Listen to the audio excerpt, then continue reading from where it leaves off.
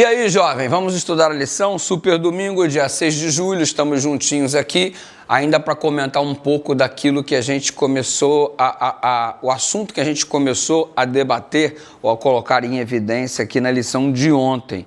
Deus deu um chamado para o Moisés e, de repente, ele executa o chamado do jeito dele. Você observa que a coisa certa a fazer não foi feito. Moisés não se contentou ao ver a briga entre os egípcios e os israelitas, ele não se contentou em apartar a briga ou estabelecer com a autoridade que possuía, sendo que vivia no palácio, estabelecer um diálogo de paz e separar aquele conflito aonde a integridade física dos israelitas estavam sendo comprometidas. Mas ele foi tomado de uma revolta e aparentemente ele fez justiça, mas ele sabia que estava errado. Tanto sabia que estava errado que ele tentou abafar o caso, esconder o corpo do egípcio que foi morto. Ele tentou abafar o caso, ninguém conta nada, fica só entre nós. E esse negócio do fica só entre nós nunca funciona, irmão. Escuta, vou falar uma coisa para você, mas isso vai ficar só entre a gente. Dificilmente vai ficar só entre a gente. Você sabe como o ser humano funciona. Hoje, essa pessoa é até teu amigo. De repente, aquelas pessoas que obtiveram livramento da parte de Moisés, por um momento devem ter ficado agradecidos, né?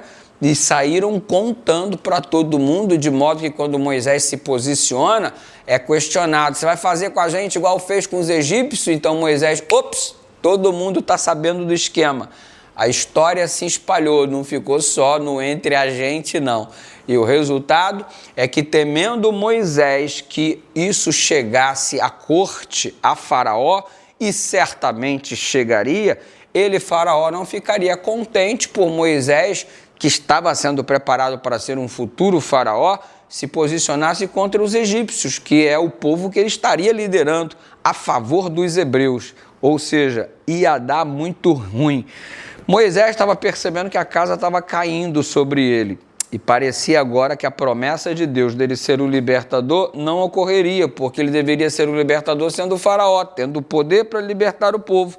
Só que agora o jeito mais fácil que Moisés tentou criou a situação mais difícil do que já estava. Cuidado com esses jeitinhos fáceis que a gente tenta construir para tentar resolver as coisas como se a vontade de Deus não tivesse relevância ou não fosse importante. Com esses nossos jeitinhos, inclusive para a vida espiritual, inclusive para lidar com assuntos tão importantes como é a injustiça, esse jeitinho nosso de corrigir as coisas pode estar comprometendo inclusive a nossa salvação, porque quando a gente dá um jeitinho, é possível que de alguma forma estejamos ferindo algum princípio, e esse jeitinho não é o caminho que Deus tem para você a fim de resolver o teu problema. O caminho dele é muito claro, é muito evidente, o Espírito ainda vem na nossa direção dizendo, este é o caminho, andai por ele. E não foi isso que o Espírito disse para o Moisés, este é o caminho, assassina o egípcio. O resultado é que ele tenta abafar o caso e no final ele tem que fugir. E sabe o que é interessante na história? Mesmo diante dos acontecimentos errados, dos erros humanos, ao mesmo tempo em que Deus concede liberdade para tomarmos decisões, ainda que erradas, Ele não desiste do seu propósito para a nossa vida. Eu não sei quanto jeitinho você já deu, quanta decisão errada você já tomou, quanto direcionamento equivocado já estiveram os seus passos firmes nesse processo de autodestruição, autossabotagem. Mas a despeito disso, o plano de Deus para você não mudou. Ele não concordou muito com esse jeitinho seu, mas ele vai aproveitar o que aconteceu de alguma forma para você crescer, amadurecer e ainda assim viver o propósito que ele tem para você. Creia nisso e continue com a vida nas mãos de Deus.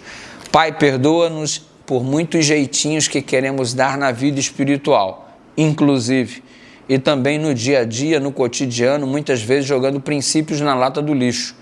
Perdoa-nos e ajuda-nos a sermos fiéis confiando no Senhor, em nome de Jesus.